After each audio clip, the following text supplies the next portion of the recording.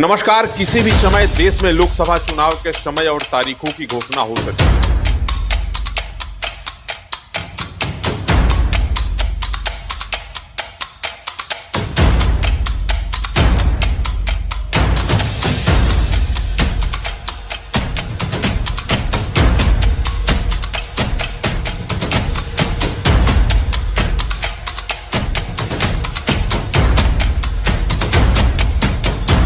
नमस्कार। किसी भी समय देश में लोकसभा चुनाव के समय और तारीखों की घोषणा हो सकती है। इसकी सुगबुगाहट देश के तमाम राज्यों में प्रारंभ हो गई है। सभी सत्ता पक्ष के और विपक्ष के जो राजनीतिक दल के लोग हैं वो इस तैयारी में लग चुके हैं कि किस सीट से किस दल के और किस उम्मीदवार को उतारा जाए जो कि वहां पर निर्वाचित होकर के लोकसभा की यात्रा पूर्ण कर ले। जब देश में लोकसभा चुनाव की चर्चा प्रारंभ हो गई है, किसी भी समय लोकसभा चुनाव की घोषणा भी हो सकती है, वो ऐसी परिस्थिति में बिहार भला पीछे क्यों रहेगा। बिहार में भी लोकसभा की सुगबुगाहट बड़ी तेजी के साथ प्रारंभ हुई है और हो भी क्यों नहीं, क्योंकि बिहार के मुख्यमंत्री नीतीश कुमार विगत 3 माह से देश के तमाम विपक्षी दलों के नेताओं को एकजुट करने में लगे हुए हैं और अंत अंत तक नीतीश कुमार ने अपने इस अभियान में सफलता भी हासिल कर ली। कभी बेंगलुरु में बैठक होती है विपक्षी दलों की, तो कभी महाराष्ट्र में विपक्षी दल के तमाम नेता एक साथ बैठते हैं और वहां एक संगठन बनाया जाता है।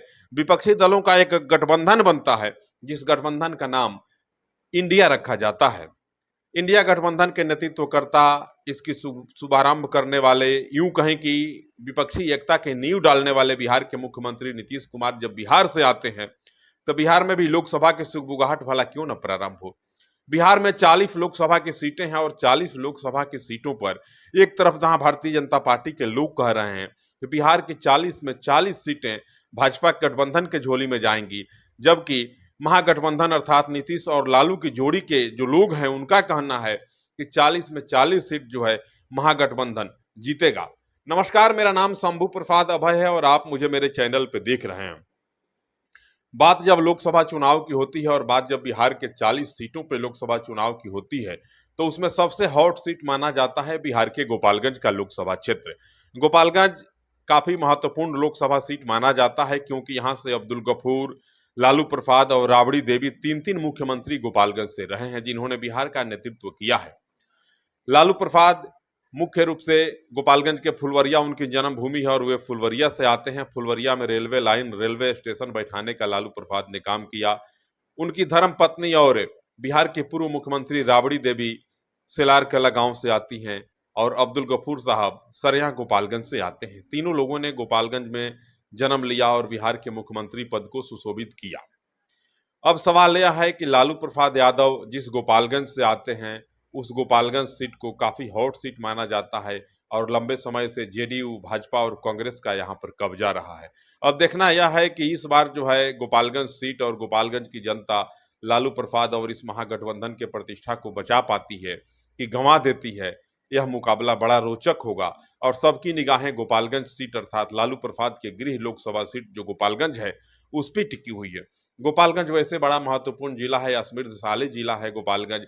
गोपालगंज के भौगोलिक बनावट की अगर बात करेंगे तो गोपालगंज के पश्चिमी क्षेत्र में उत्तर प्रदेश की सीमा लग जाती है, दक्षिणी क्षेत्र में सिवान की सीमा लगती है और बात जब पूर्वी क्षेत्र की होती है तो पूर्वी क्षेत्र 2 जिलाओं के सीमा से सटा होता है, सारण अर्थात छपरा और मुजफ्फरपुर।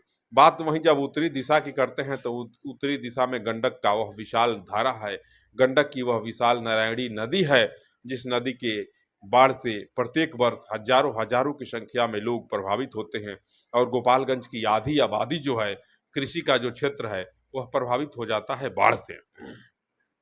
गोपालगंज कृषि के क्षेत्र में कहा जाए तो कृषि के क्षेत्र में गन्ना प्रमुख खेती होती है। गोपालगंज में यहाँ के किसान गन्ने के खेती पे आधारित रहते हैं, लेकिन बाढ़ की विभीषिका कभी कभी किसानों की कमर को तोड़ देती है।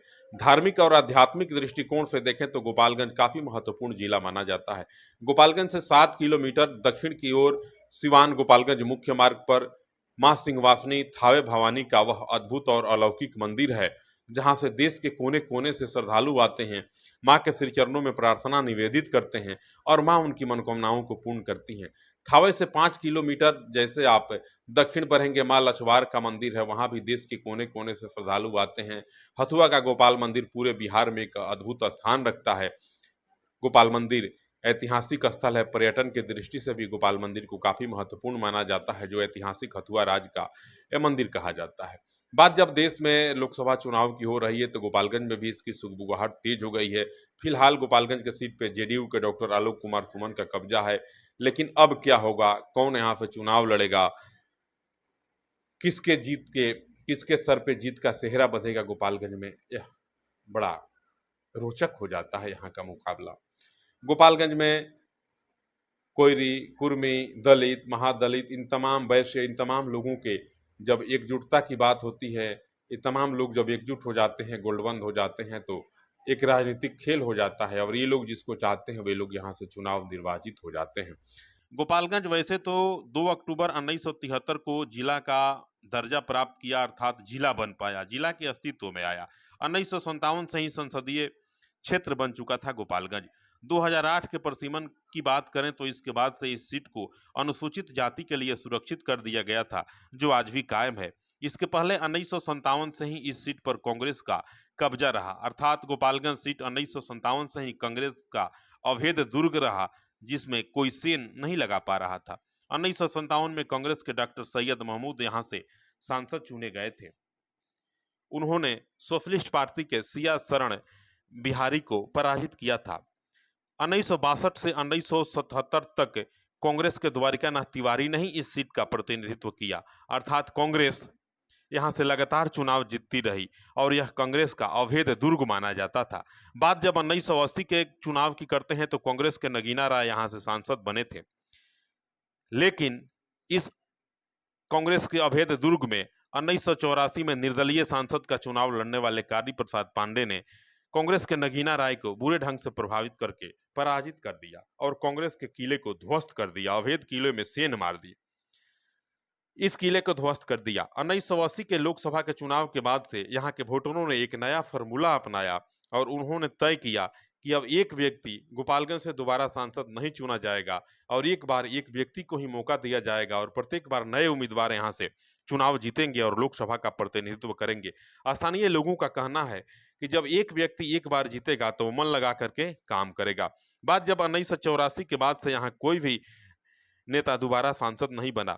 1991 की बात करते हैं तो काली प्रसाद पांडे को पराजित करते हुए जनता दल के अब्दुल गफूर यहां से सांसद बन गए। 1996 में लालू प्रसाद की लहर थी और जेकरे हाथ में चक्का बा ओकरे बात पक्का बा की नारा स्वयं लालू प्रसाद भी देते थे और 1996 में जो जनता दल का लहर चला था वह गजब का लहर था। उसमें किसी को भी टिकट जनता दल का मिलता था वह जीत जाता था। इसी 1996 के जनता दल अर्थात जद के लहर में लाल बाबू प्रसाद यहां से सांसद बने और काली प्रसाद पांडे को बुरी तरह से पराजय का सामना करना पड़ा था। बात जब 1998 में लोकसभा चुनाव की होती है तो अब्दुल गफूर ने राजद के लाल बाबू जी को एक बार पुनः पराजित कर दिया। वहीं 1999 में राजद के उम्मीदवार रघुनाथ झा ने पूर्व सांसद काली प्रसाद पांडे को बुरा ढंग से पराजित कर दिया। बात जब 2004 के चुनाव की होती है तो राजद सुप्रीमो लालू प्रसाद के साले और बिहार के पूर्व मुख्यमंत्री राबड़ी देवी के सगे भाई साधु यादव ने जनता दल के उम्मीदवार और पूर्व विधायक प्रभुदयाल सिंह को बुरे ढंग से पराजित कर दिया। वहीं बात जब 2008 के चुनाव की होती है तो यहाँ सब कुछ बदला बदला सा नजर आता है और नए परिसीमन हो जाते हैं। नए परिसीमन में गोपालगंज सीट को शेड्यूल कास्ट के लिए सुरक्षित कर दिया जाता है। अब यहाँ से वर्ष 2009 में जब चुनाव होता है परिसीमन बदलने के बाद, तो जनता दल यूनाइटेड के उम्मीदवार पूर्णवासी राम राजद के अनिल कुमार को पराजित करके लोकसभा की यात्रा पूर्ण कर लेते हैं और वे 5 वर्षों तक सांसद रहते हैं। वहीं 2014 में जब चुनाव होता है लोकसभा का तो उस समय बड़ी गहमा गहमी रहती है और राजनीतिक सरगर्मी बड़ी तेज रहती है। पूरे चारों तरफ परिवर्तन की आंधी चल रही होती है और भाजपा के उम्मीदवार जनक राम कांग्रेस के ज्योति कुमारी को बुरे ढंग से पराजित कर देते हैं।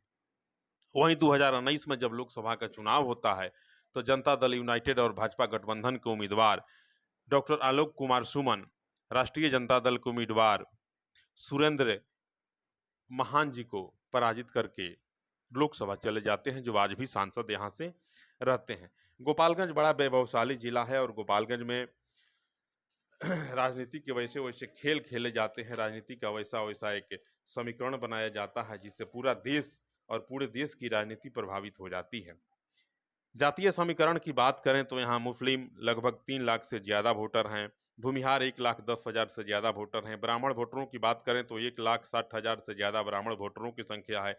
यादव वोटरों की बात करें तो एक आंकड़े के अनुसार 1,50,000 से ज़्यादा यादव वोटर हैं। दलित वोटरों की अगर बात करें तो 2,38,000 से ज़्यादा दलित वोटर हैं। वैश्य वोटरों की बात करें तो 2,50,000 के आसपास वैश्य वोटर भी हैं। कोयरी कुर्मी की बात करें तो 1,30,000 से ज़्यादा कोयरी कुर्मी वोटर हैं। इस प्रकार जिले में कुल 19,09,000 मतदाता हैं। 6 विधानसभा क्षेत्रों से गोपालगंज घिरा हुआ है। गोपालगंज में 6 विधानसभा क्षेत्र हैं कुल, जिसमें गोपालगंज, भोरे, हथुआ, कुचायकोट, बरौली और बैकुंठपुर विधानसभा क्षेत्र शामिल हैं। गोपालगंज और बरौली सदर सीट पर भारतीय जनता पार्टी के विधायक अभी हैं। वहीं भोरे में जनता दल यूनाइटेड के विधायक हैं, हथुआ में राष्ट्रीय जनता दल के विधायक हैं, कुचायकोट में जेडीयू के विधायक हैं और बैकुंठपुर में राजद के विधायक हैं। अब देखना यह है कि इस बार जो लोकसभा के चुनाव होने जा रहा है, इस चुनाव में गोपालगंज की जनता किसके माथे पे जीत का सेहरा बांधती है। गोपालगंज के सांसद डॉक्टर आलोक कुमार सुमन का कहना है कि हमने सभ्या हवाई अड्डा के लिए लोकसभा में जोरदार आवाज उठाया और सभ्या हवाई अड्डा में भूमि मापी का कार्य प्रारंभ हो गया। इसके अलावा हमने गोपालगंज जिले के लिए कई महत्वपूर्ण काम किए हैं। गोपालगंज की जनता मुझे अपना आशीर्वाद देगी, अपना प्रतिनिधि चुन करके अर्थात अपना सांसद चुन करके मुझे लोकसभा में भेजेगी। वहीं विपक्षी दल का अर्थात भारतीय जनता पार्टी का कहना है कि गोपालगंज के सांसद ने वैसा कोई काम नहीं किया जिससे आम जनमानस को लाभ पहुंचे, जिला विकास की ओर अग्रसर बढ़ता हो। अब देखना यह है कि गोपालगंज की जनता क्या करती है, किस प्रकार के उम्मीदवार का चयन करती है, परिवर्तन चाहती है या फिर पुराने सांसद को जीत का दर्जा देती है, जीत का सेहरा बांधती है उनके माथे पे, यह तो पब्लिक है, यह सब जानती है। लेकिन यह गोपालगंज सीट जो है पूरे बिहार में बड़ा महत्वपूर्ण सीट माना जाता है, बड़ा हॉट सीट माना जाता है, क्योंकि गोपालगंज सीट से इस बार लालू प्रसाद, नीतीश कुमार, राबड़ी देवी और महागठबंधन के तमाम नेताओं की प्रतिष्ठा दांव पर लगी है, क्योंकि यह सीट राजद सुप्रीमो और पूर्व मुख्यमंत्री राबड़ी देवी, बिहार के उप मुख्यमंत्री तेजस्वी यादव का अपना गृह जिला का सीट है। यहाँ से जनता दल यूनाइटेड और भाजपा गठबंधन के टिकट पर चुनाव लड़े डॉक्टर आलोक कुमार सुमन आज सांसद हैं। आज सब कुछ बदला बदला सा है। भाजपा और जेडीयू के गठबंधन जो हैं टूट चुके हैं। भाजपा अलग राह पकड़ ली है और जेडीयू और उस जमाने के विरोधी राष्ट्रीय जनता दल आज दोनों एक हो गए हैं। अब राजद और जेडीयू का गठबंधन बना है।